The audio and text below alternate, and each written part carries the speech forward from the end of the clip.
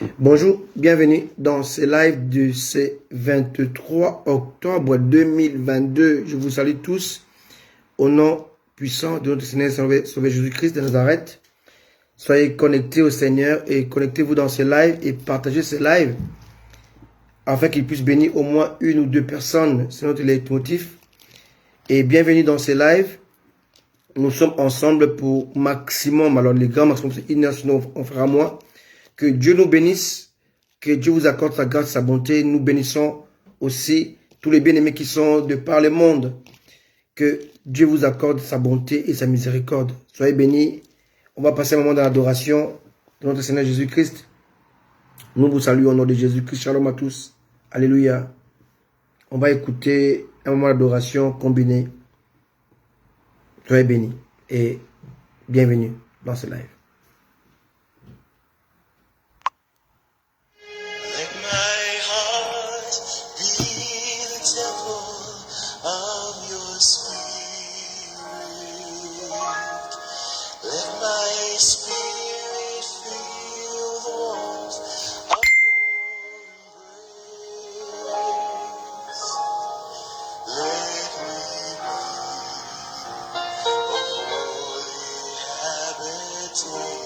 Juste approche-toi de Dieu, juste approche de Dieu.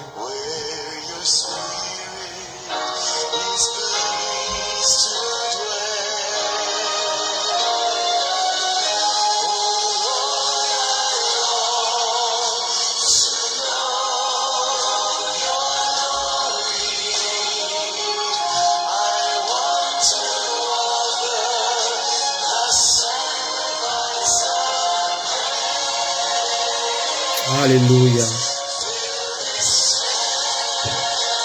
C'est l'anglais basique, hein, pour tous comprendre cela. Sinon ton esprit comprend cela.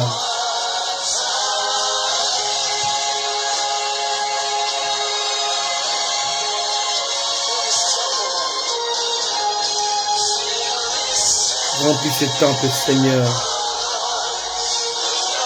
avec ton esprit. Encore une fois. Oh Seigneur, alléluia. Que mon cœur soit ton temple. Le temple de ton esprit, Seigneur. Alléluia.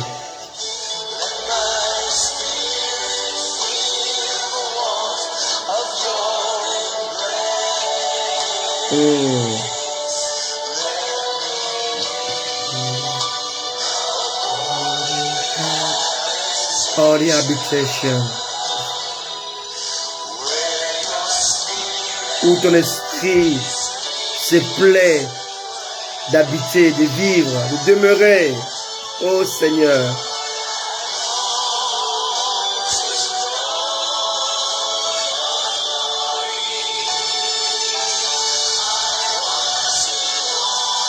I want to offer the sacrifice and praise. Fill this temple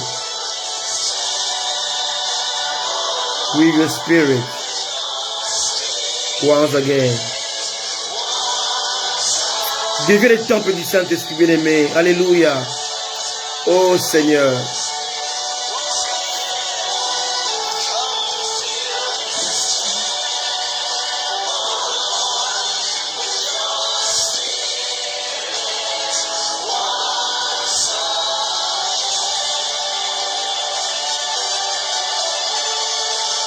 Oh Lord, oh Lord,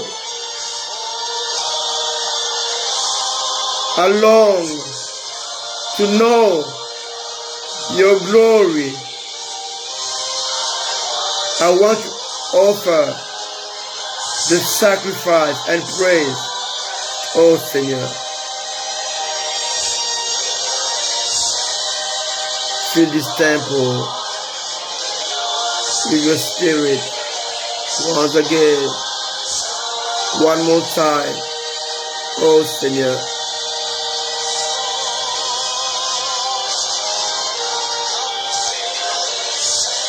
Oh Seigneur, que Dieu remplisse ton cœur qui est le temple du Saint-Esprit. Merci Seigneur. Oh Seigneur, est-ce que tu peux l'adorer? L'adorer là où tu es. L'adorer là où tu es. Oh Seigneur. Que mon cœur soit ton temple, que tu remplis de ton esprit. Fill this temple, Jesus. Oh, remplis ce cœur qui est ton temple. Oh Seigneur, Jésus, t'offrir. Oh Lord, I want to. Oh Jesus. Merci Jésus. Merci Seigneur. Alléluia. Alléluia. Puisse Dieu remplir vos cœurs ce matin. Alléluia. Là où vous êtes, priez, adorez le Seigneur. Adorez le Seigneur, élevez son nom, bénissez son nom. Il est Dieu. Alléluia. Que Dieu remplisse votre cœur, qui est son temple. Alléluia. Adore-le. Dis-lui, Father, je t'aime. Père, je t'aime. Je t'adore. Je te glorifie. Alléluia. Glorifie ton nom dans mon cœur.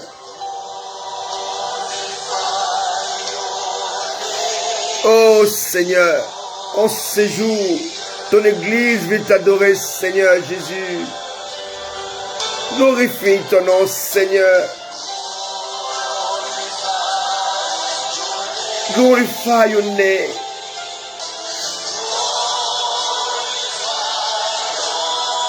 Glorifie ton nom, Seigneur Jésus. Élève ton nom, Jésus. Saint-Esprit, glorifie Jésus. Oh, hallelujah. Jesus, we love you. I love you, Jesus. We love you. Dis-lui que tu l'aimes. Tu le loues et tu l'adores. Il glorifie son nom dans ton cœur ce matin, ce midi, cet après-midi. Juste fais-le. Glorify your name, Jesus. Glorify your name.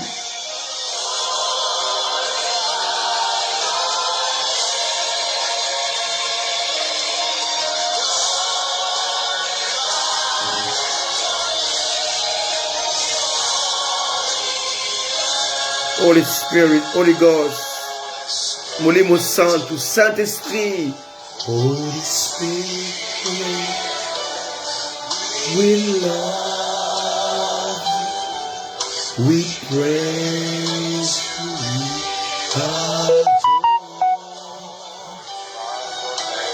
glorify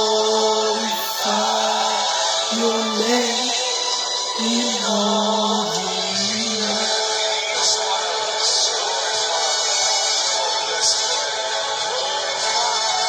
Glorify your name.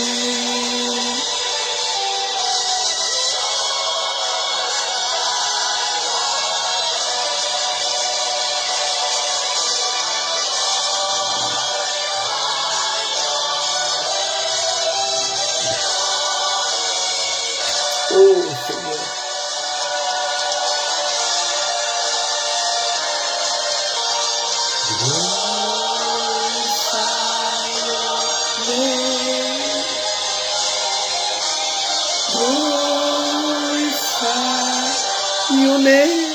Glorifie ton nom, Seigneur.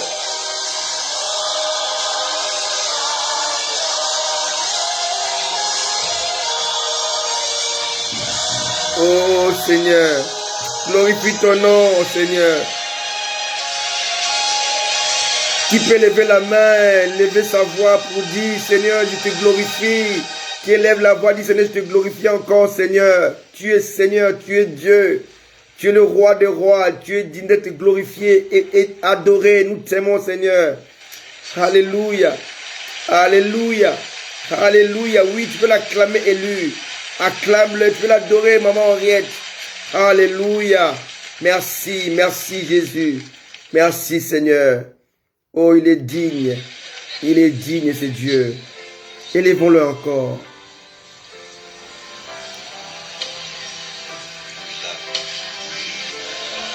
Oh Seigneur, est-ce qu'on peut encore l'écouter ça? Là où tu es, prie pour l'église, prie pour les chrétiens, prie pour les hommes de Dieu. Prie pour les païens qui ne connaissent pas Dieu.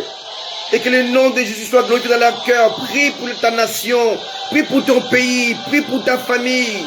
Et que Dieu glorifie son nom dans leur cœur. Oh Jésus.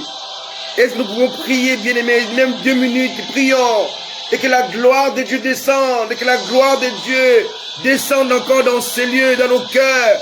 Oh, que le nom de Jésus soit glorifié. Alléluia. Oh, one more time. Oh, Jésus, merci Seigneur. Oh, Seigneur. Jesus, we love you. We praise you.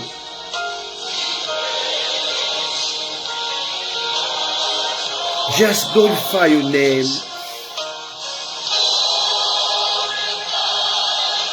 Merci Jésus. Merci Seigneur. Merci Jésus. Le temps est arrivé que l'Église doit glorifier le nom de Jésus. Le nom de Jésus, le nom qui est au-dessus de tous les noms. Alléluia.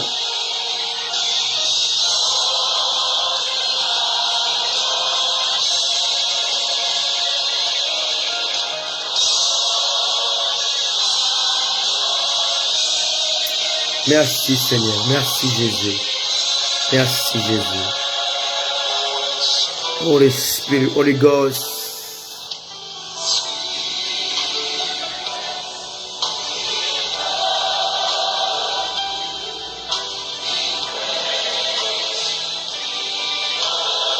Nous prions Seigneur pour le bien-aimé évangéliste Jean-Denis, son épouse Mureille, qui ont perdu leur fils.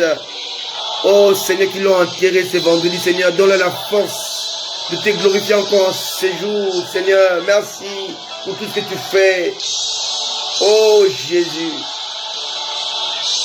Oh Seigneur Jésus. Fortifie-les. Fortifie tes serviteurs, Seigneur. Donne-leur la force de tenir, de continuer à espérer en toi. Oh Dieu de gloire, glorifie ton nom. Merci Seigneur. Merci Jésus. Glorifie ton nom à Hong Kong, en Afrique du Sud, aux États-Unis, partout où ton nom est glorifié et enseigné, Seigneur.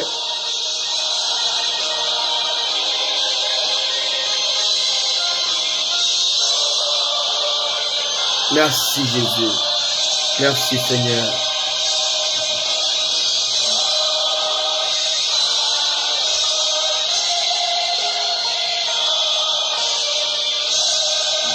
Merci Jésus. Alléluia. On peut rester comme ça pendant 1 heure. Parce qu'il est beau de le louer, de le glorifier, de l'adorer, de le glorifier, de l'élever. Mais aussi, il est beau aussi de l'enseigner. Alléluia. Et ce matin, ce midi, je vous salue au nom précieux, puissant de notre Seigneur et Sauveur Jésus-Christ. Rappelez-vous, le 9 octobre dernier, nous parlions d'un thème que j'avais intitulé le parcours de fils. Alléluia. Et dimanche dernier, je ne pouvais pas être là parce que j'étais en déplacement. Je prêchais dans une église dans laquelle l'ange de l'église, donc le pasteur principal, qui est un ami à moi, l'évangéliste Jean-Denis Mata, avait perdu son fils, Ariel. Et j'étais là pour l'assister pendant toute la semaine. Et le dimanche, il avait souhaité que je puisse apporter la parole de Dieu. C'est sur le mur de mon Facebook. Vous pouvez le voir. Voilà pourquoi on n'a pas eu la suite de notre message du 9 octobre, pardon, sur le parcours des fils. Et aujourd'hui, on va avoir la suite, partie 2. Il y aura aussi partie 3. Amen. Et le parcours de fils. Et le sous-thème, je vais parler de le 2 traversées ou le 2 conquêtes. Amen. Le 2 conquêtes. Le sous-thème d'aujourd'hui, je parlais de 2 conquêtes. On doit apprendre à conquérir d'abord le cœur de Dieu avant de conquérir la promesse de Dieu. Quelqu'un peut me mettre la musique, s'il vous plaît? La musique, le piano. Et c'est juste, c'est jamais, il faut seulement enlever le... Voilà. Alors, bénissons le Seigneur. Soyez bénis.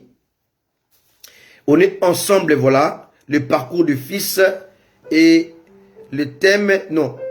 Élie, tu t'es trompé. Les 2 conquêtes, pas les 3 conquêtes. Les 2 conquêtes. Hein, il faut le corriger. Les 2 conquêtes, le parcours des fils. Le parcours de fils. Le parcours des fils est au pluriel. Hein, des fils. Hein, j'ai montré les fils, les fils créés, les fils. Voilà.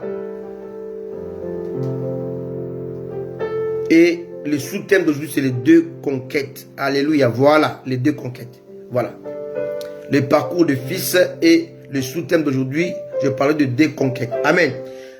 Pour ce faire, je veux que nous puissions commencer ce message avec Ésaïe 55, verset 1. Et si nous dans le temps, on pourra lire ça en entier.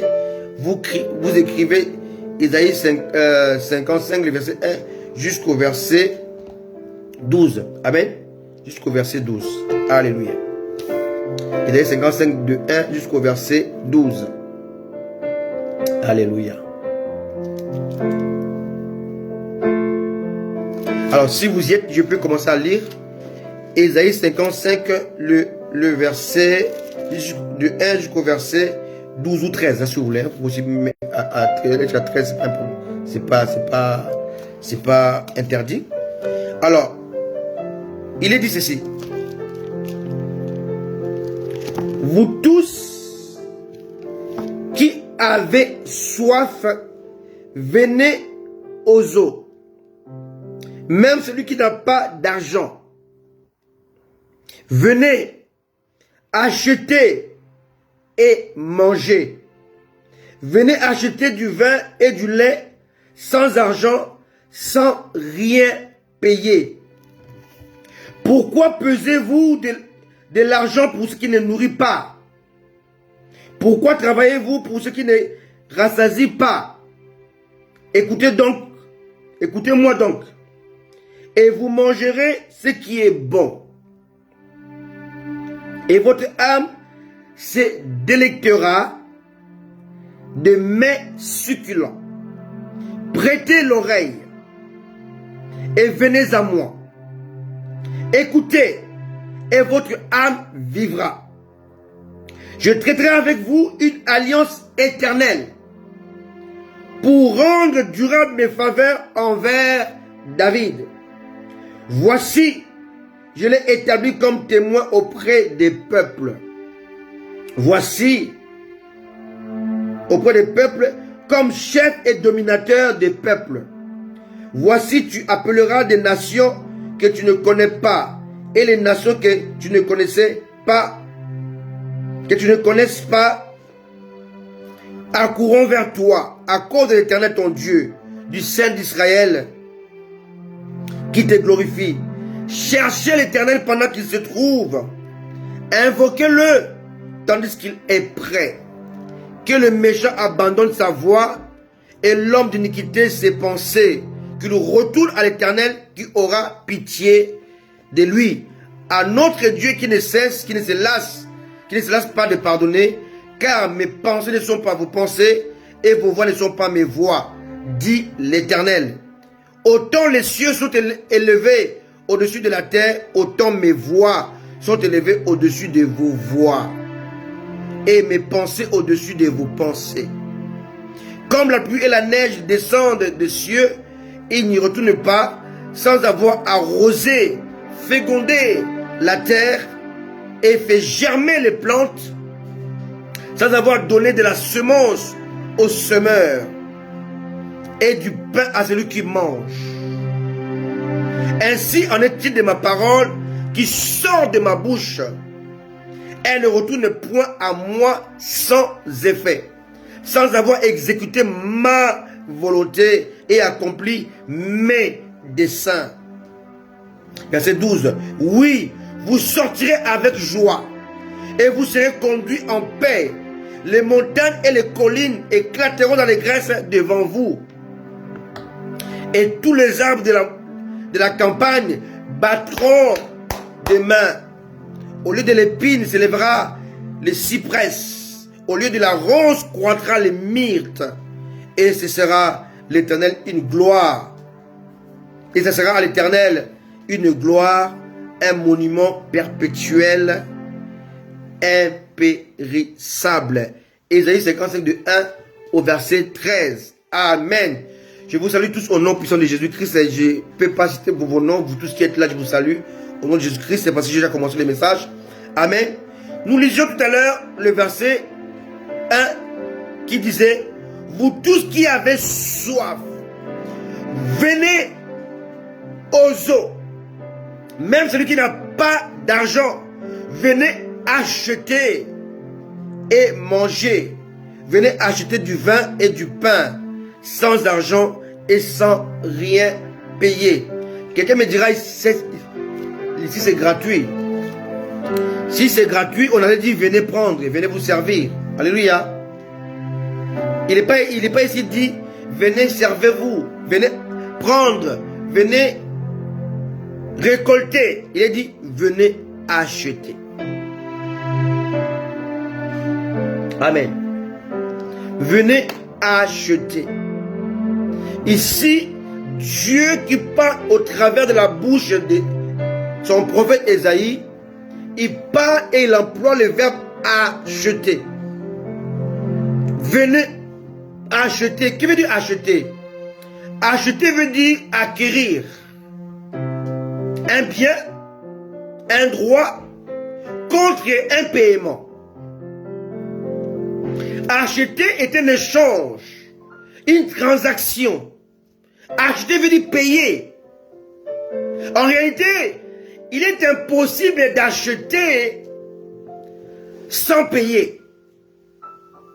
Mais dans cette écriture, il est juste question de changement de l'unité de mesure. Ici, il n'est pas dit que c'est gratuit. Il est dit acheter. Mais l'unité de mesure qui est l'argent a été changée à autre chose. My goodness. On n'a pas dit venez servir. Venez prendre, non. Venez acheter. On doit acheter. Je peux encore lire une écriture dans le livre de l'Apocalypse chapitre 3 verset 18. Apocalypse chapitre 3 verset 18. Et là encore Jésus qui parle au travers de... il parle à Jean pour l'église, son église, il dit à l'église de venir acheter. Apocalypse chapitre 3 verset 18. Dit ceci: je te conseille d'acheter de moi de l'or éprouvé par le feu, afin que tu deviennes riche, et des vêtements blancs, afin que tu sois vêtu, et que la honte de ta nudité ne paraisse pas. Un colis, donc acheter un colis pour oindre tes yeux, afin que tu voies. Dans le livre de l'Apocalypse chapitre 3 verset 18, dans le livre d'Ésaïe chapitre 51 verset 1, Dieu fait allusion non pas à se servir, à prendre gratuitement, mais d'acheter. Mais acheter sans rien payer, sans argent. Ici, il y a l'unité de mesure qui est l'argent que Dieu a enlevé, mais qu'il faut acheter. Ça veut dire qu'il faut qu'il y ait la part de l'homme pour acquérir quelque chose qui vient de Dieu. Viens acheter de l'or éprouvé par les feux que seul Jésus possède. Alléluia. Viens acheter de colure pour oindre tes yeux quand tu ne vois pas. Viens acheter des médicaments pour oindre tes oreilles quand tu ne peux pas entendre. Car tu as des oreilles mais tu n'entends pas. Tu as les yeux mais tu ne vois pas. Tu as l'argent mais ton argent ne peut pas acheter ce qui vient de Dieu. Car ce qui vient de Dieu ne peut être acheté ou acquis que par la foi. My goodness. Le seul argent, la seule monnaie acceptée dans le domaine céleste, domaine spirituel, domaine surnaturel, le seul argent, la seule transaction acceptée s'appelle la foi. Ici, on est dans la grâce. Le salut par la grâce. Tu ne peux pas acheter sans argent. Car l'achat veut dire transaction. L'achat veut dire paiement. L'achat veut dire échange. Comment peut-on acheter sans argent? Alléluia. Aujourd'hui, Dieu m'a mis à cœur de vous parler de 2 conquêtes. Et les 2 conquêtes, ça s'achète.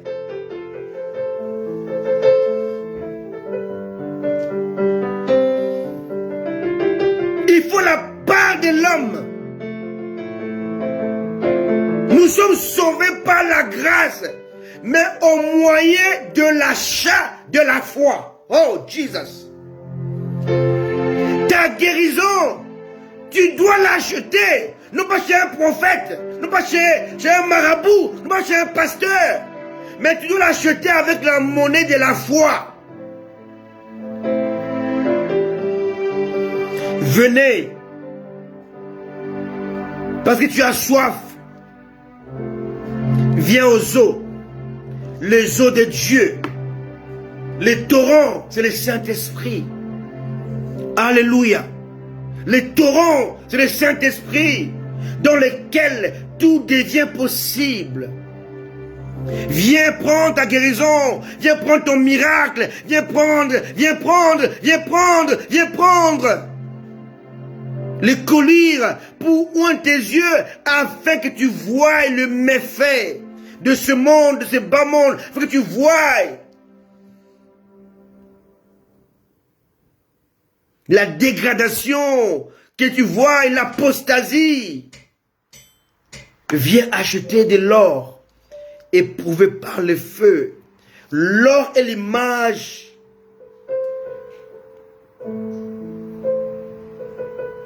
de la divinité.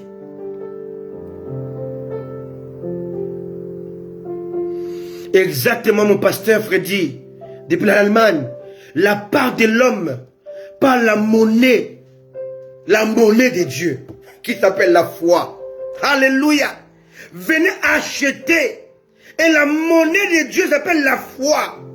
Viens acheter ta guérison. Mais viens sans argent. Car la monnaie terrestre ne peut pas acheter les choses célestes. Alléluia. Tu veux les choses célestes. Car tout ce qui est sur la terre est régi par les lois qui sont célestes. Selon le livre de Job. Alléluia. 38-32. Alléluia. Connais-tu les lois du ciel et les régis-tu sur la terre? Seules les lois du ciel qui sont régies sur la terre. Seules les spirituelles qui dirigent le matériel sur la terre. Seule la foi qui peut combiner et fusionner la promesse de Dieu qui est céleste sur la terre visible. Seule la foi met en adéquation. Seule la foi fait l'alchimie entre le spirituel et le matériel. Seule la foi peut se servir dans le surnaturel, dans le spirituel, pour apporter dans le visible. Seule la foi peut le faire. La foi est une main invisible qui se sert dans le visible pour ramener dans le visible.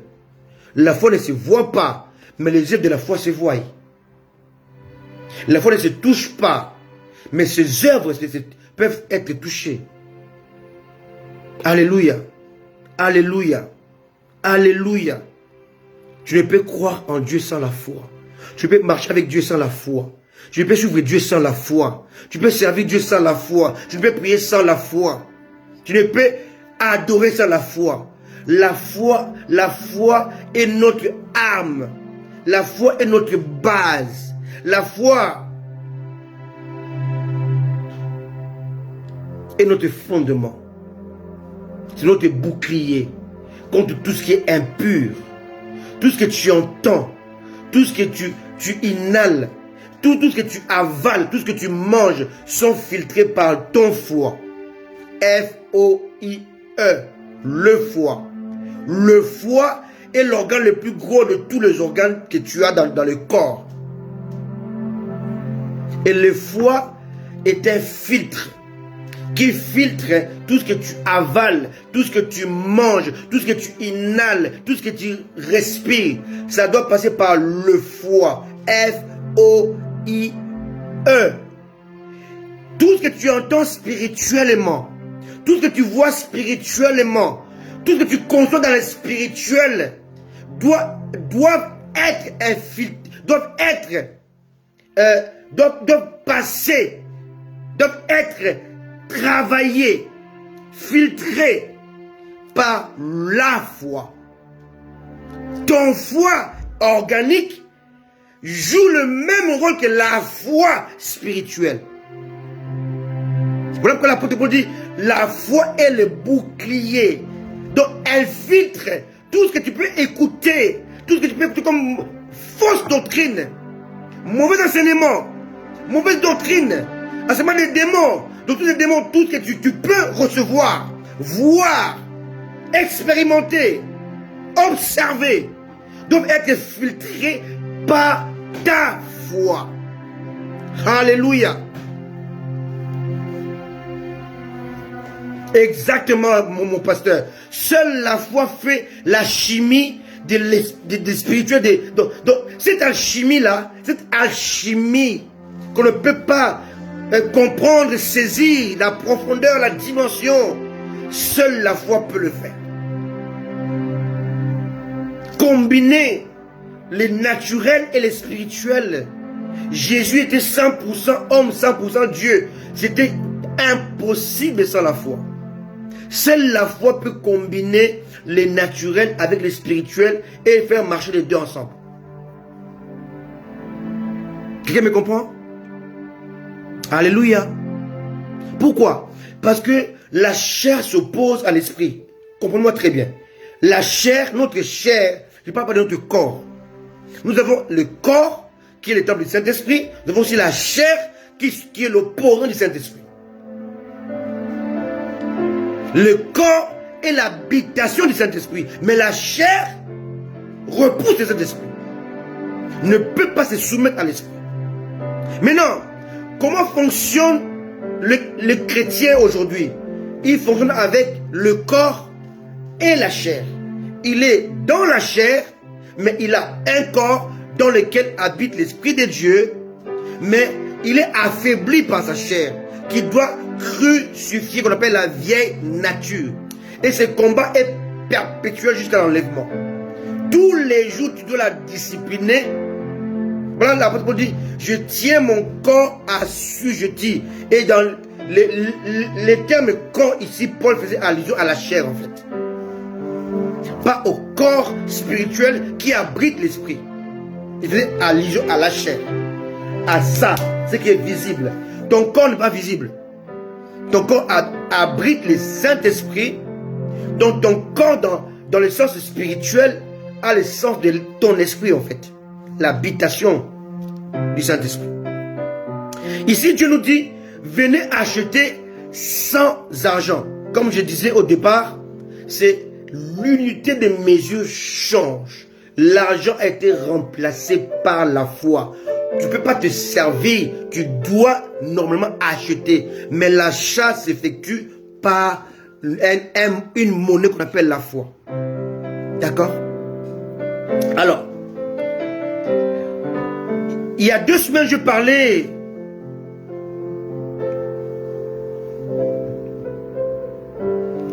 du parcours des fils. J'ai expliqué que nous tous qui sommes en Christ, nous sommes des fils. Voilà pourquoi la Bible dit que nous sommes un sacerdoce royal. Donc, dans ces sacerdoces ou dans ces royaumes célestes ou spirituels est composé que de fils qui sont en même temps sacrificateurs, en même temps rois. Mais notre chef est le roi des rois. Il n'est pas le roi des royaumes de ce monde, il est le roi des rois sacrificateurs. Donc il y a une dualité en fait. Je suis en même temps sacrificateur et en même temps roi. Je prends l'exemple de ces tablettes, d'accord?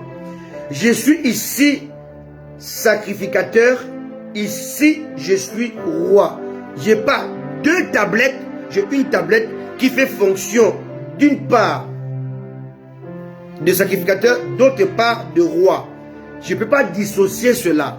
On ne peut pas dissocier ces deux phases ou ces deux aspects du christianisme. Je suis en même temps sacrificateur, je dois me consacrer et je dois régner et dominer. Ma domination, mon règne dépend de ma consécration. Quelqu'un me comprend? Je ne suis pas plus roi et sacrificateur et moi sacrificateur. Non. Je suis autant roi, autant sacrificateur. Ma consécration est inhérente à ma domination. Ma domination est inhérente à ma consécration. Plus je me consacre, plus je suis puissant. Tout simplement.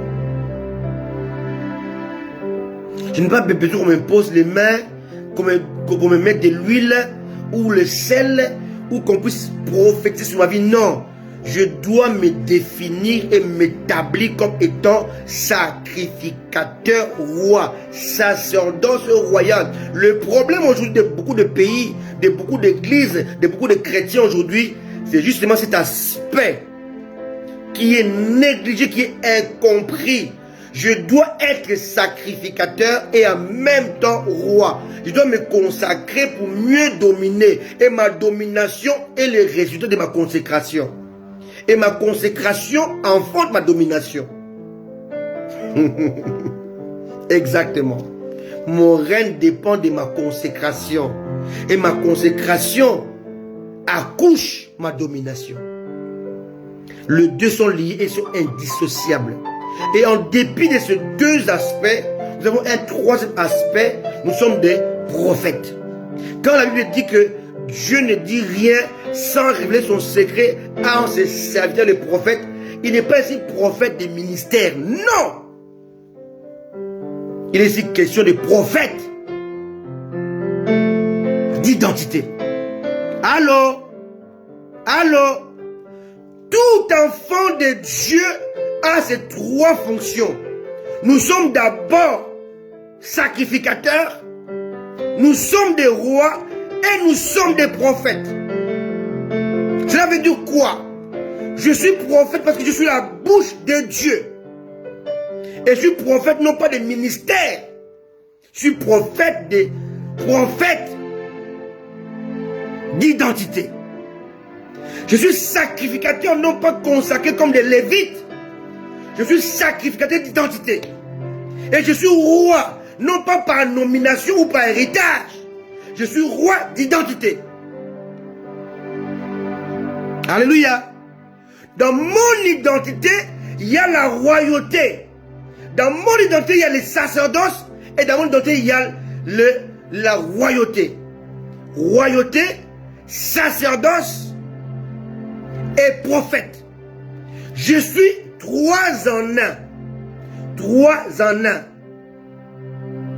En tant que sacrificateur, je me consacre et je suis un intercesseur. Donc, je prends du monde, j'apporte à Dieu. Là, je joue le rôle de sacrificateur dans le sacerdoce de Christ. Non pas Aaron. Pourquoi je dis ça? Parce que quand on porte des toges, on porte des kippas, on porte tous les gens, on voit les croix, on est dans le sacerdoce d'Aaron. Or, celui-ci a été démoli, annulé.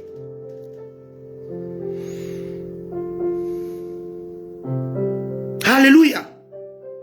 Je suis sacrificateur dans le sacerdoce de Christ selon l'ordre de Melchisédek. Et non pas selon l'ordre d'Aaron. L'ordre d'Aaron est un ordre transmissible. Alors que l'ordre de Melchisédek est un ordre intransmissible. C'est différent. Alléluia. Quand je porte des toges, je m'établis comme étant sacrificateur ou lévite. Oh, je ne suis pas un lévite, parce que je ne suis pas de la tribu de Lévi. Quelqu'un me comprend? Donc je vis sous une fausse identité. Allô? Il est temps que l'Église comprenne cela. Alléluia. Ta sacrificature, ton sacerdoce n'est pas comme celui d'Aaron, mais il est issu, il émane de Christ qui t'a établi. Il a fait de nous. Nous sommes devenus, selon l'épître de Pierre. D'accord? Très important. Alléluia. Quand tu comprends cela, tu sais que je dois prendre des hommes de ma famille, de mon environnement, de mes amis, pour présenter à Dieu. Là, je joue le rôle de sacrificateur. Maintenant, quand je joue le rôle de prophète, je prends de Dieu et je deviens la bouche de Dieu. Là, je joue le rôle de prophète. Et je répète, pas de prophète de ministère, mais d'identité. Allô? Alléluia. Et cela fait de moi ministre de la réconciliation. Et ce ministère de la réconciliation possède ces trois fonctions. Quelqu'un me comprend?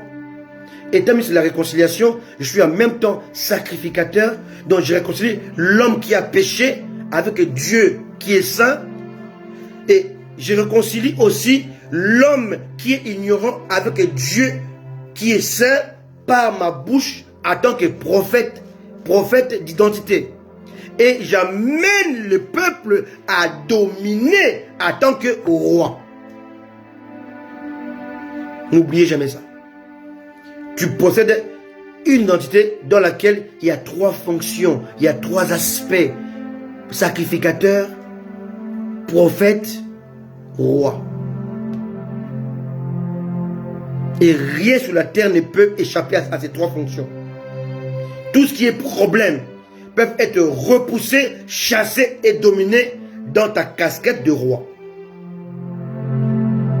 Si tu veux te consacrer ou rentrer dans l'intimité avec Dieu, tu vas avec ta casquette de sacrificateur. Si tu veux amener les gens ou influencer ou impacter, tu es dans la casquette du prophète. Dieu ne fait jamais rien sans révéler son secret en ses serviteurs, le prophète, non pas des ministères, mais d'identité. Souvent les prophètes utilisent ces versets à tort. Hein? Ils disent que non, vous voyez, Dieu ne passe que par nous, non, pas par vous. Par ses enfants qu'il a établi prophète d'identité. Amen. Passons. On peut voir que tout enfant de Dieu est d'abord fils de Dieu. D'accord? On l'a lu dans, je peux le relire encore là aujourd'hui, dans Galates. Amen. Galates, je veux que ça soit clair dans la tête de tous les chrétiens. Galates chapitre 3, verset 25, 26, 27. La foi étant venue, nous ne sommes plus sous ces précepteurs. Quel précepteur? C'est la loi. La loi était comme un précepteur, d'accord? On peut lire le verset 21 pour mieux comprendre. La loi est-elle contre les promesses de Dieu? Loin de là. S'il avait été donné une loi qui puisse procurer la vie, la justice viendrait réellement de la loi. Mais l'écriture a tout renfermé dans le péché, sous le péché, afin que ce qui avait été promis soit donné par la foi en Jésus-Christ à ceux qui croient. D'accord? 23. Avant que la foi vienne, nous étions enfermés sous la garde de la loi. Alléluia. En vue que la foi qui devait être révélée. Ainsi, la loi a été comme un précepteur, un pédagogue. Alléluia. Pour nous conduire à Christ. Donc la loi était comme l'instructeur, le pédagogue. Vous connaissez, c'est quoi un pédagogue? Un pédagogue, c'est quelqu'un, dans les temps antiques, hein, c'était quelqu'un à qui on confiait un enfant pour être instruit. C'est un pédagogue.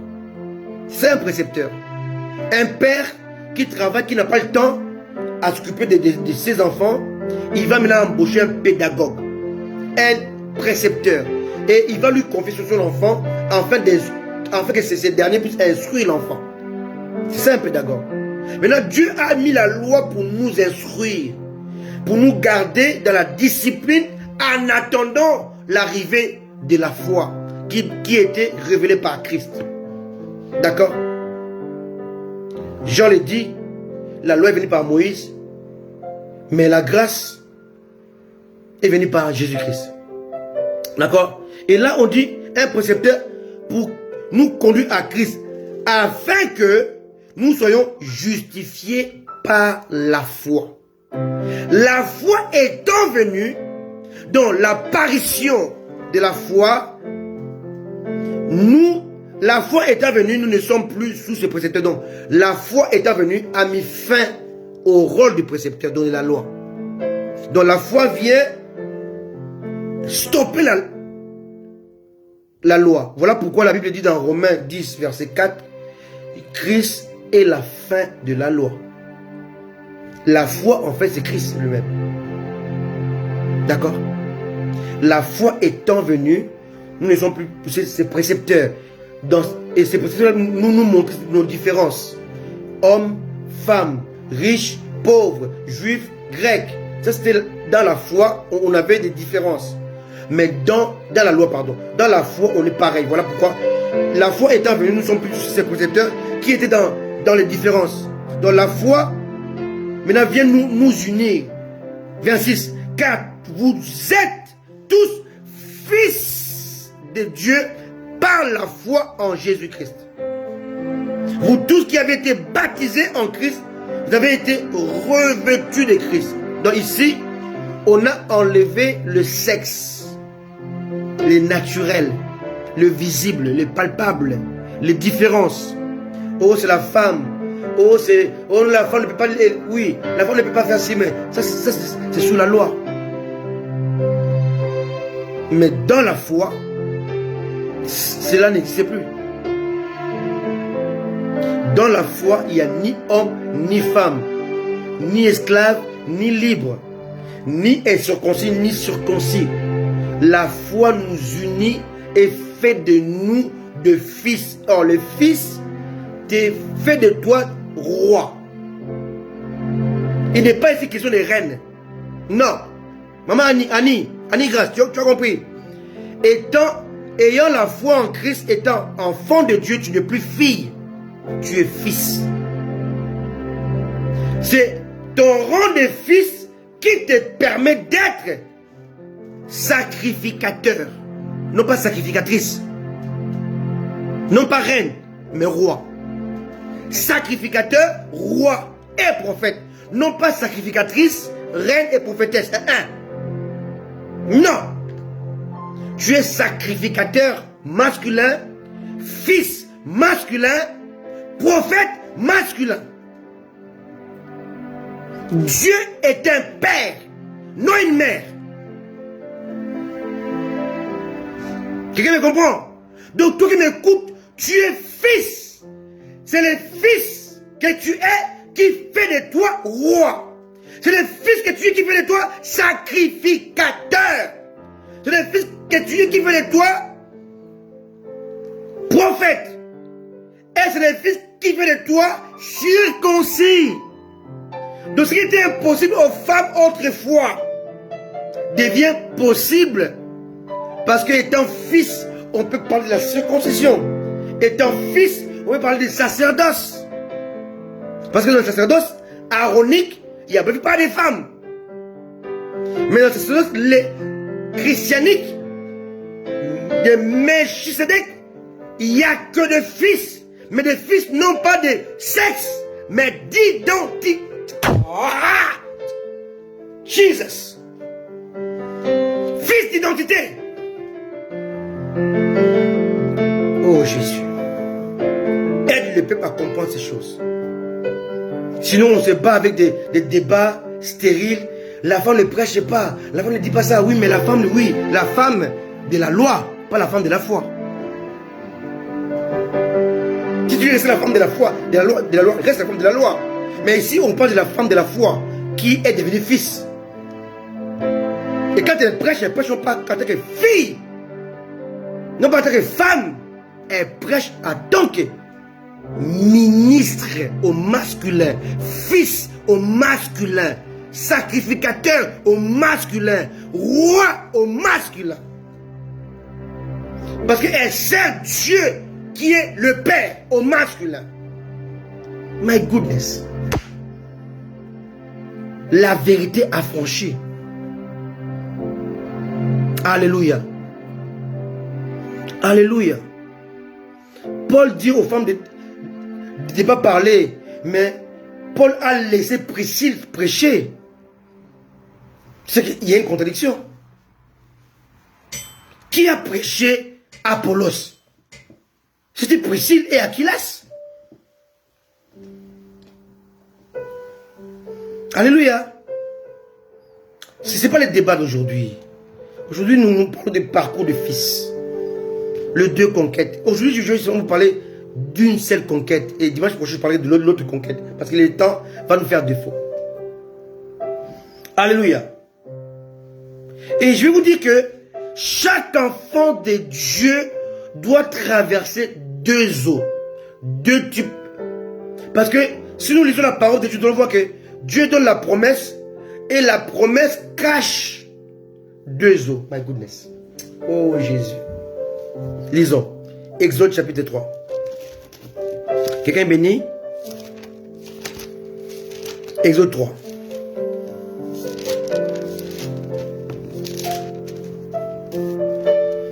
Exode 3, les versets 1.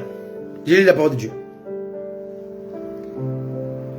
Moïse faisait paître le troupeau de Jéthro, son beau-père, sacrificateur des Madians. Il mena le troupeau derrière le désert, ou bien au-delà du désert, et vers la montagne de Dieu à Horeb. L'ange de l'Éternel lui apparut dans une flamme de feu au milieu d'un buisson. Moïse regarda et voici, le buisson était tout en feu et le buisson ne se consumait pas. 3. Moïse dit, je vais me détourner pour voir quelle est cette grande vision et pourquoi le buisson ne se consume point. 4. L'Éternel vit qu'il s'est détourné pour voir et Dieu l'appela du milieu du buisson et dit, Moïse, Moïse. Il répondit, me voici. Dieu dit, n'approche pas d'ici, ôte les souliers de tes pieds, car le lieu sur lequel tu te tiens est une terre sainte. Et il ajouta, je suis le Dieu de ton père, le Dieu d'Abraham, le Dieu d'Isaac et le Dieu de Jacob. Moïse se cacha le visage, car il craignait de regarder Dieu. L'Éternel dit, j'ai vu la souffrance de mon peuple qui est en Égypte, et j'ai entendu les cris que lui font pousser ses oppresseurs, car je connais ses douleurs. Bien-aimé, Dieu connaît tes douleurs. Tu n'as pas besoin qu'un prophète puisse t'identifier. Comment on dit déjà? Te localiser. Non. Prophète, localise-moi. Bien-aimé, ça c'est de l'absurdité. Dieu parle à Moïse et il lui parle du peuple que Moïse avait laissé depuis 40 ans. Moïse a quitté l'Égypte depuis 40 ans et là il est en train de voir, il parle avec Dieu, Dieu lui dit, j'ai vu, il dit, j'ai vu la souffrance de mon peuple qui est en Égypte. Moïse il parle à Dieu hors d'Égypte, mais Dieu parle de la souffrance qui est en Égypte. Donc, Dieu avait déjà localisé son peuple. Tu n'as pas besoin qu'un prophète te localise. Il faut arrêter ça. Bien aimé, très souvent les chrétiens, vous avez des problèmes parce que vous êtes dans des croyances qui sont stupides, qui ne sont pas bibliques, et puis vous continuez dedans. Prophète, comment tu veux qu'un homme puisse se localiser alors que Dieu te localise? Dieu sait où tu te trouves, il sait comment tu t'appelles. Sortez de l'absurdité. Il y a des langages qu'aujourd'hui les chrétiens adoptent qui choquent Dieu. Moi, quand j'entends ça, me choque. Seigneur, viens me visiter. Dieu ne peut pas te visiter. C'est choquant ça. Dieu a visité Israël, mais Dieu demeure dans l'église. Comment tu peux dire à quelqu'un qui demeure en toi de te visiter? Ça n'a aucun sens. Et quand tu dis ça, tu choques Dieu. Quand tu dis Seigneur, localise-moi, tu le choques. Donc tu es en train de dénigrer en fait. Tu es en train de montrer à Dieu, Seigneur, tu es incapable de voir où je me trouve. Maintenant, essaie de le localiser. Bien aimé, c'est une absurdité, c'est une insulte à la sainteté de Dieu et à sa grandeur. Beaucoup insultent Dieu avec ce qu'ils disent dans leur prière. Seigneur, localise-moi. Seigneur, viens me visiter, mes bien-aimés. Comment tu peux dire à quelqu'un de venir te visiter? Quelqu'un qui est plus grand que l'univers. L'univers qui contient les planètes dans laquelle aussi se trouve le monde et la terre où tu es. Tout cela, c'est en Dieu. Dieu est plus grand que ça. Là, tu dis à celui-là, viens me visiter. Mais attends, tu es en lui. Comment est-ce qu'il peut te localiser? Tu es en lui. Tu ne vis pas sans lui. Tu as son souffle. Comment est-ce que tu peux dire localise-moi? Il sait où tu te trouves. Alléluia. C'est comme si tu dis je dois localiser mon cœur. Tu cherches ton cœur sur la tête. Non, le cœur est là, tu sais, tu le sais. Ça. Amen. Je vais localiser ma bouche. C'est que tu es fou. Tu veux localiser où se trouvent mes oreilles. C'est que tu es devenu fou. Tu sais où se trouvent tes oreilles. Donc Dieu ne peut pas te localiser. Parce que le corps du Christ est comme un corps. Chaque membre est dans le corps. Dieu sait que le nez, c'est élu. La bouche, c'est Christian. Les oreilles, c'est Joyce Queen, par exemple. Les cheveux, c'est Freddy, ainsi de suite. Dieu sait qui est qui dans son corps. Et quand tu dis localise-moi, c'est insulter Dieu. Simplement. Bien, il faut pas dire des choses comme ça. Je continue la parole de Dieu. On était au verset 7. L'Éternel dit, j'ai vu la souffrance de mon peuple qui est en Égypte. J'ai entendu les cris qui lui font pousser ses oppresseurs. Dieu connaît ta souffrance. Car je connais ses douleurs. Je dis, Dieu connaît tes douleurs. Je connais ses douleurs. Alléluia. 8. Je suis descendu pour le délivrer de la main des Égyptiens, pour le faire monter dans ce pays, dans un bon et vaste pays, dans un pays où coule le lait et le miel, dans le lieu qu'habitent les Cananéens, les Éviens, les Amoréens, les Phérésiens, les Éviens, les Hétiens et les Jébousiens. Voici les cris d'Israël sont venus jusqu'à moi. Et j'ai vu l'oppression que leur font souffrir les Égyptiens. Maintenant va, je t'enverrai auprès des pharaons et tu feras sortir d'Égypte mon peuple, les enfants d'Israël. Pardon. Verset 11. Moïse dit à Dieu, qui suis-je pour aller vers Pharaon et pour faire sortir d'Égypte les enfants d'Israël? Dieu dit, je serai avec toi. Et ceci sera pour toi le signe que moi qui t'envoie. Quand tu auras fait sortir d'Égypte le peuple, vous servirez Dieu sur cette montagne. Bien aimé, cette histoire s'est passée environ 1450 ans avant Jésus-Christ. 1500 ans avant Jésus-Christ. D'accord? Maintenant, comme c'est écrit, c'est pour notre édification, c'est pour notre instruction. C'est comme un modèle pour nous. Maintenant, il faut essayer de comprendre c'est quoi l'Égypte, c'est quoi la promesse et c'est quoi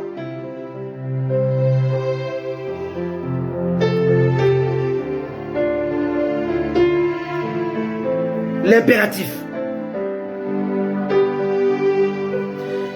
Il y a le verset 8 qui parle de la promesse d'hériter Il y a le verset 12 qui parle du préalable. Je répète. Il y a la promesse et le préalable. L'obligation. Je suis descendu pour le délivrer, pour les amener dans la promesse, dans le pays dans lequel ils seront pris en charge. Car ce pays-là regorge de miel et regorge le lait.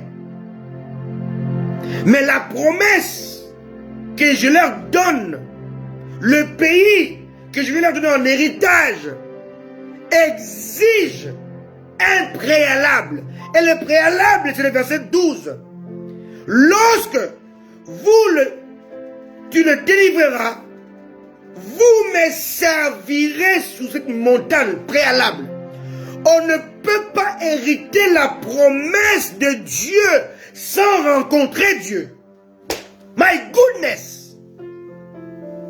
Or, la promesse de Dieu se trouve au bout de deuxième oh. Oh yes!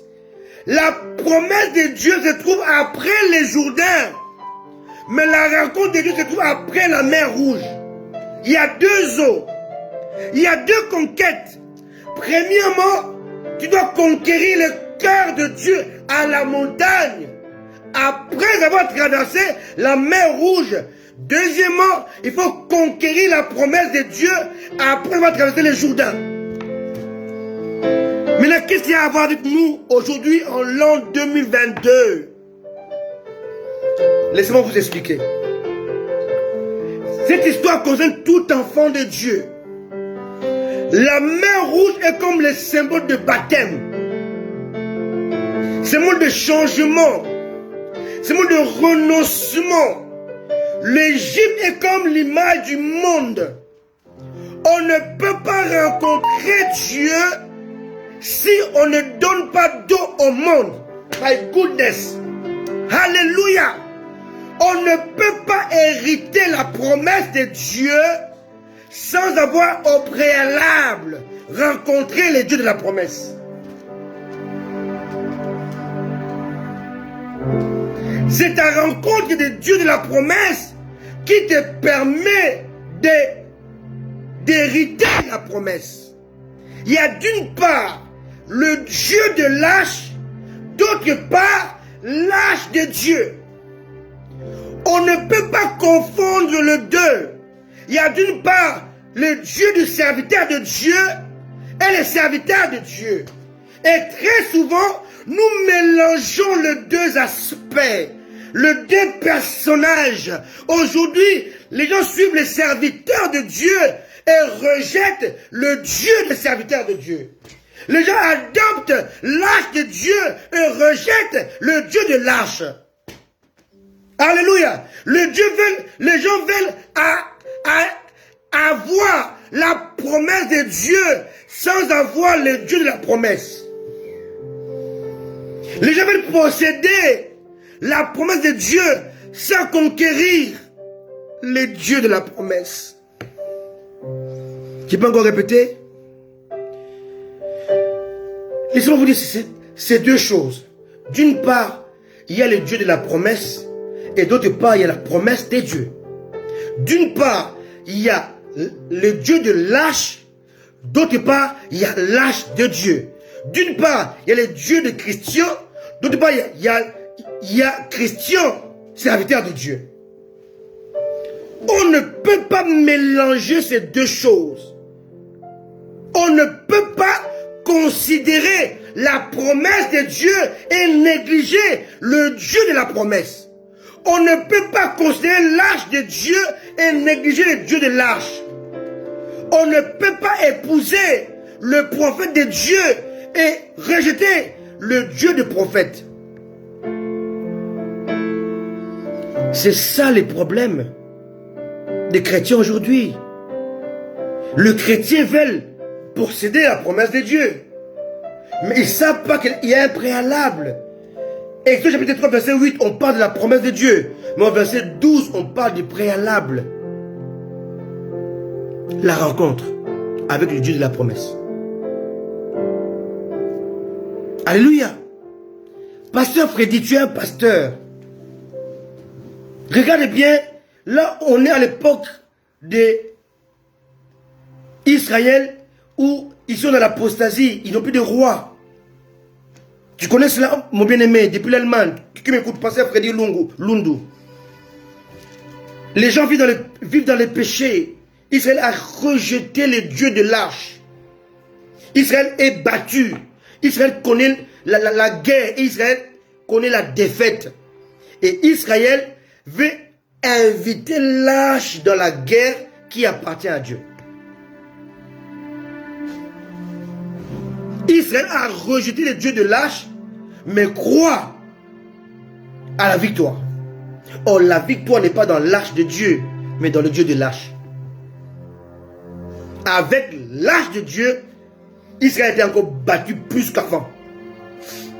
Parce que l'arche de Dieu ne vaut rien sans le Dieu de l'arche.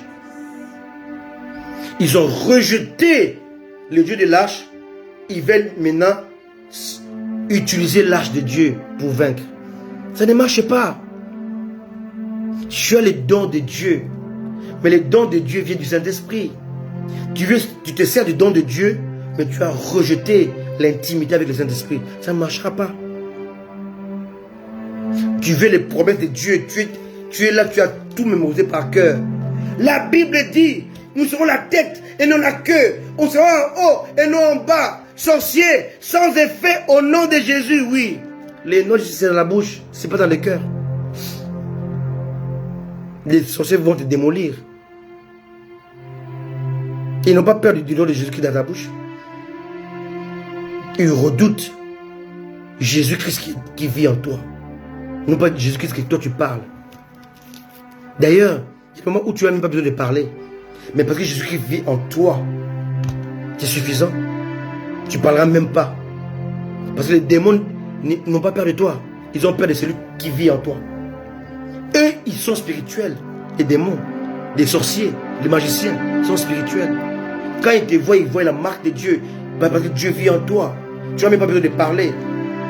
Ton témoignage, ton aspect, ta prestance. Parce que tu as Dieu en toi. Parle à ta place. Alléluia.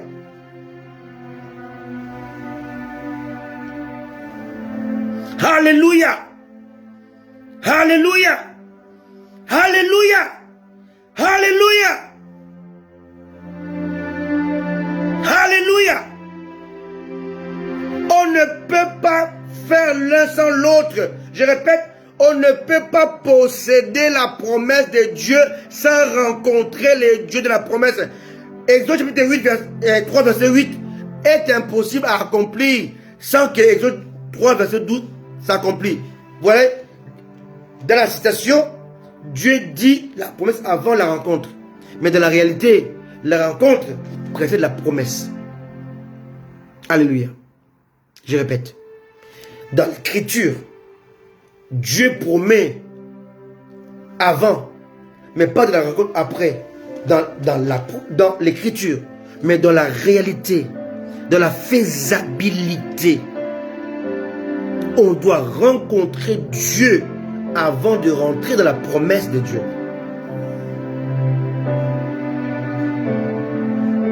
Abraham a écouté Dieu. Dieu lui a fait une promesse.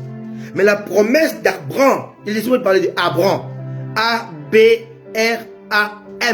Abraham a reçu la promesse de Dieu. Mais il avait oublié la promesse de Dieu avait un préalable. Il devait quitter 3 choses. Son pays, sa patrie et la maison de son père. Et en quittant ces 3 choses, Abraham, qui se met en lui, devait sortir. Donc la promesse faite à Abraham devait être accomplie en Abraham. Donc c'est Abraham qui écoute la promesse, mais c'est Abraham qui jouit de la promesse. C'est l'homme naturel qui est appelé par Dieu, mais c'est l'homme spirituel qui jouit de la promesse de Dieu. Alléluia. Alléluia. La promesse est faite à Moïse. Mais la réalité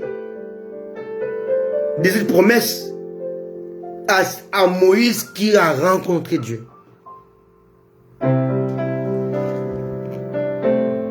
Je crois que je vais m'arrêter là.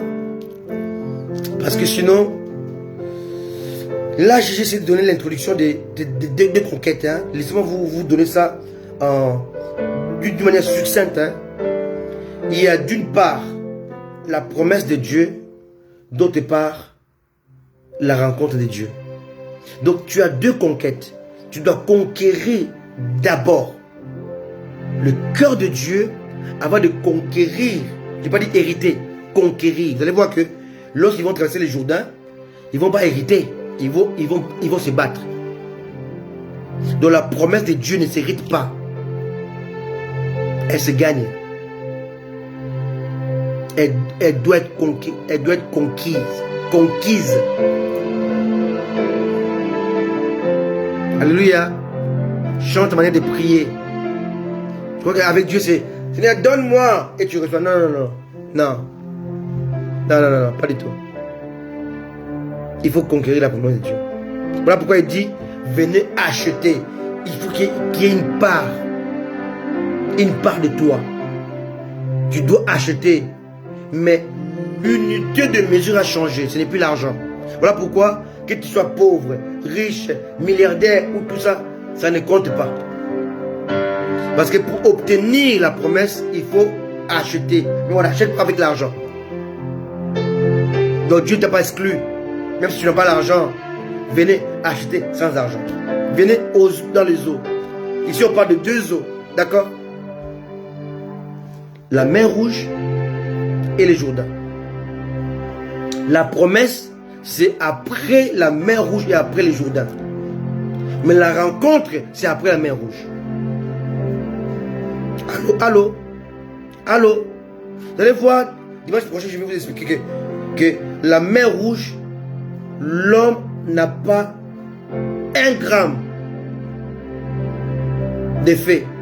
L'homme ne contribue à rien pour passer la mer Rouge. Mais le Jourdain, il y a la part de Dieu et la part de l'homme. Donc la promesse exige ta part. Mais la rencontre exige pas ton renoncement. Tu n'as rien à amener. Tu n'as rien à faire. Quelle obéissance. Quelle la soumission. Alléluia. Le deux eaux. Le deux conquêtes. Que Dieu vous accorde la grâce, la bonté. Que Dieu vous fortifie. Soyez conséquents. Alléluia. C'est un message qui est très fort. Laissez-moi le temps de vous en parler doucement, sans aller trop vite. Parce que ces messages-là peuvent changer votre perception de Dieu. Votre perception de la vie chrétienne. Votre perception de votre identité. Votre perception de votre christianisme. Ce que vous vivez aujourd'hui dans les églises bâtiments, entre guillemets, comme dit le pasteur Freddy Lundu, ce n'est pas le christianisme. Vous venez à l'église, vous asseyez, vous vous levez, vous confessez les péchés, vous invitez le Saint-Esprit. Après,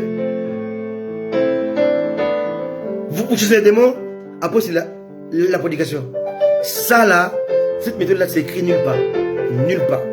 Allez-y dans les actes des apôtres. Les apôtres n'ont pas fait ça. Mais vous faites ça. Ça n'a rien à voir avec Dieu. Saint-Esprit, viens, viens. Tu l'invites parce qu'il est où? Il avait dit qu'il vient en toi. Mais pourquoi tu l'appelles encore? On appelle le Saint-Esprit. Saint-Esprit, viens, viens, viens, viens. Tu l'appelles d'où? Il doit quitter d'où pour venir où? Il avait dit qu'il vient en toi.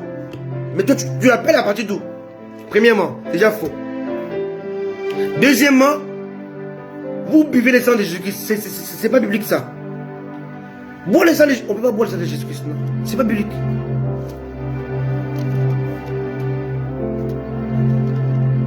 Alléluia.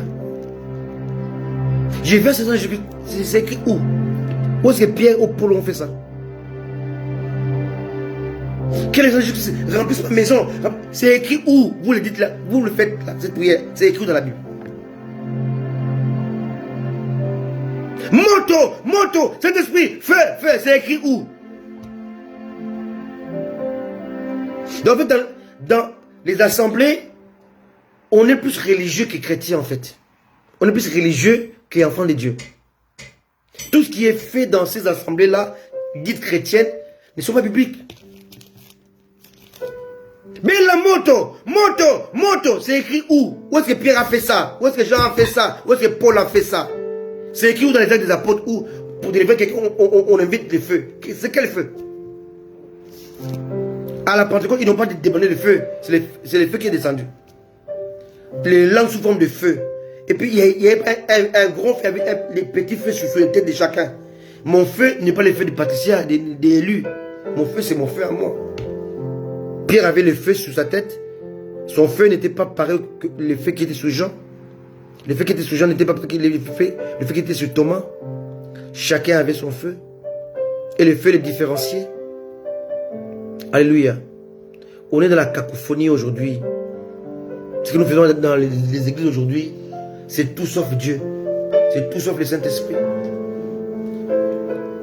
Apporter les bidons, les bouteilles d'eau, c'est écrit où dans la parole de Dieu? C'est écrit où? Nulle part. Mais vous le faites. Vous choquez Dieu. Nous choquons Dieu avec ça.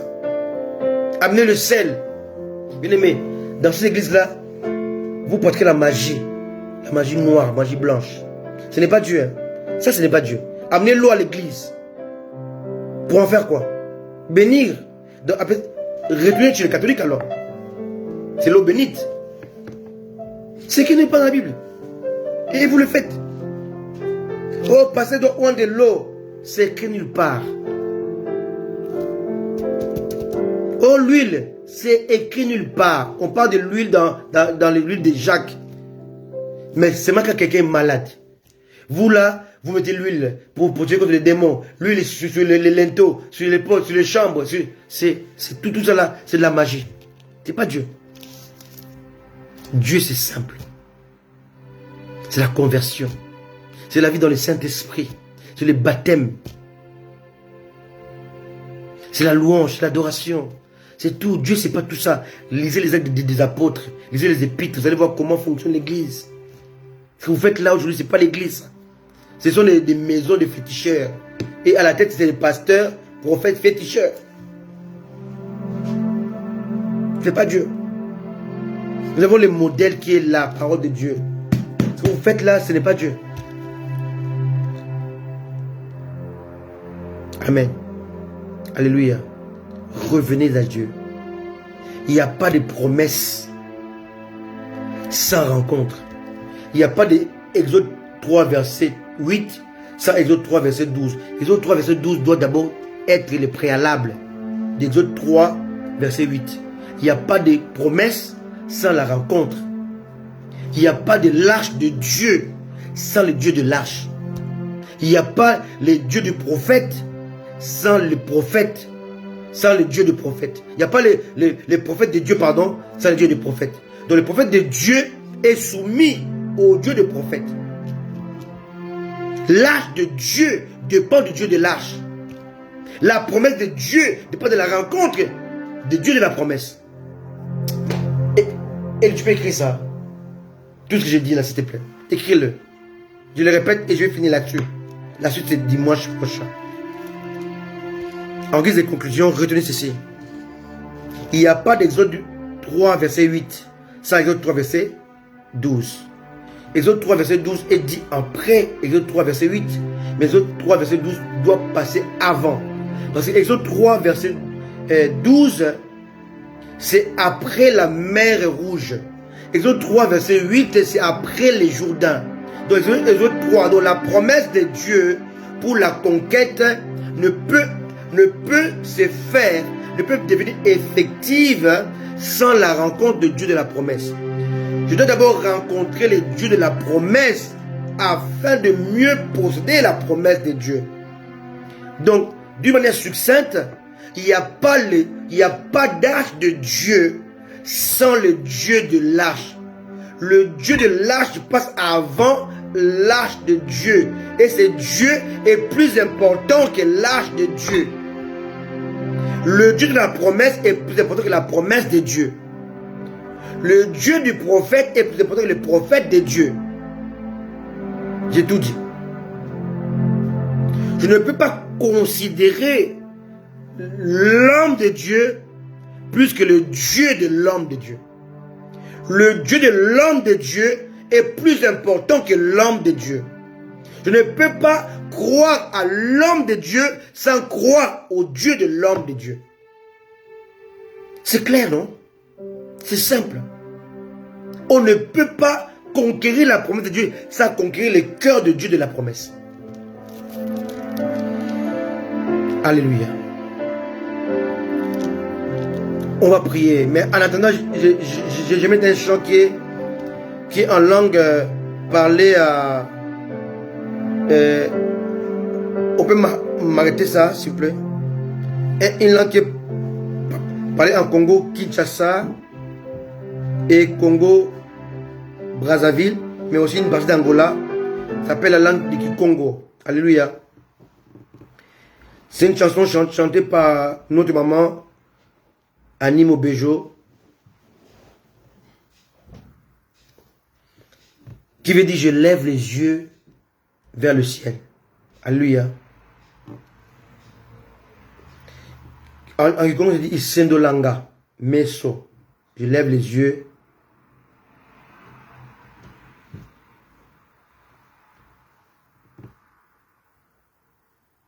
Alléluia, vers le ciel, d'où me viendra le secours. Lève les yeux, non pas vers les hommes, non pas vers les institutions, mais vers la promesse de Dieu. Alléluia. Vers le Dieu de la promesse, pardon. Alléluia. On va écouter ce chant qui est en Congo. On va se partager avec ça. C'est un chant qui est très fort. C'est les psaumes, hein? Je crois les psaumes 124, je crois, qui dit: je lève les yeux vers le ciel. Mais en Congo, c'est Isendolanga. Alléluia. C'est quelque chose que j'aime beaucoup. C'est en Congo. Isendolanga. Alléluia. Merci Jésus. Que Dieu vous bénisse. Que ce chant vous amène à réfléchir. Je lève les yeux vers les montagnes.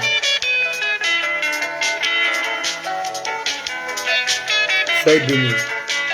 La suite dimanche prochain. Merci Jésus.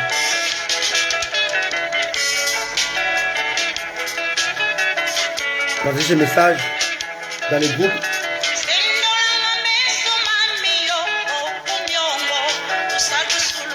Que Dieu vous bénisse.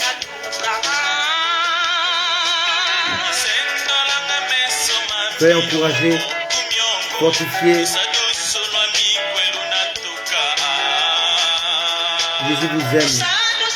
Moi, mon épouse élu, sera toujours là pour vous amener, vous apporter la parole inspirée, la parole qui vient du ciel, qui guérit vos cœurs brisés, qui fortifie vos âmes et qui éponge vos larmes.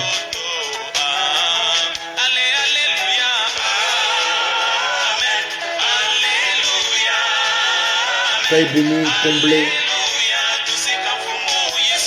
Dieu vous aime, Dieu nous aime, et Jésus revient bientôt. Alléluia. C'était les deux conquêtes. Première partie aujourd'hui.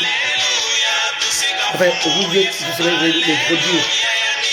On va voir les deux conquêtes du dimanche prochain. Comment ils ont conquis le cœur de Dieu. Comment ils n'ont pas conquis le cœur de Dieu d'ailleurs. Ils ont fait 40 ans dans le désert. Le seul Moïse a conquis le cœur de Dieu. Et comment ils sont tous morts.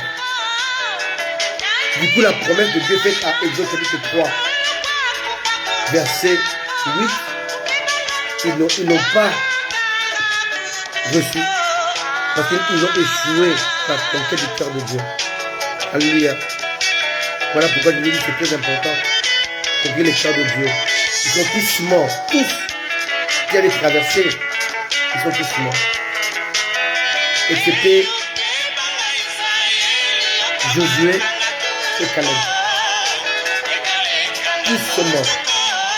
Moïse, Aaron, tous les peuples qui avaient traversé la mer Rouge, tous sont morts.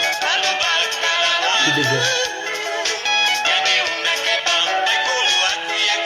Comme Dieu est fidèle, il tient toujours à sa promesse là. Et il a accompli cela. Amen. Très important. La promesse, il faut la conquérir, mais au préalable, il faut cultiver d'abord le cœur de Dieu de la promesse. Amen.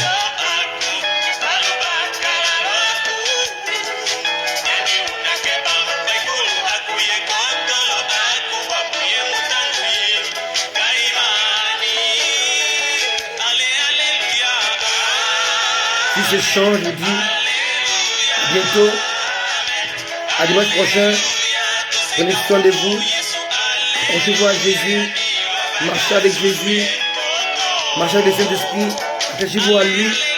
Jésus revient bientôt. Soyez conséquents, accrochez-vous, priez sans cesse, jeûnez, adorez le Seigneur, bénissez-le, accrochez-vous à lui, rencontrez-le, vivez avec lui. Alléluia. Rappelez-vous, c'est des deux choses. D'une part, la promesse de Dieu, d'autre part, le Dieu de la promesse. Mais il faut rencontrer le Dieu de la promesse avant de conquérir la promesse de Dieu. Il faut conquérir le cœur du Dieu de la promesse avant de conquérir la promesse de Dieu. Soyez bénis. Je vous dis à très bientôt. Ciao, ciao. Bye bye. Amen.